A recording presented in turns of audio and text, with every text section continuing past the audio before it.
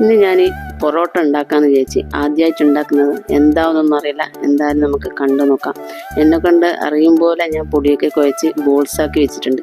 അടുത്തതാണ് വീശൽ പരിപാടി. ഇത് നോക്കിയും കണ്ട് വീശിയിട്ടില്ലെങ്കിൽ എല്ലാവരും കൂടി എന്നെ എടുത്ത് വീശും. അപ്പോൾ അതിനൊന്നും നിൽക്കണ്ടല്ലോ, അല്ലെങ്കിൽ ഇതിന് വേറെ വല്ല പേരും ഞാൻ ഇടേണ്ടി വരും. അപ്പോൾ ഞാൻ ഇത് നോക്കും കണ്ടൊക്കെ വീശുന്നുണ്ട്. ഇടയ്ക്ക് എവിടെയോ കീറലും മന്തലൊക്കെ വരുന്നുണ്ട്. അതിനൊക്കെ ഞാൻ മറിച്ച് സുന്ദരി കുട്ടിയായിട്ട് ചുരുട്ടി വെക്കുന്നുണ്ട്.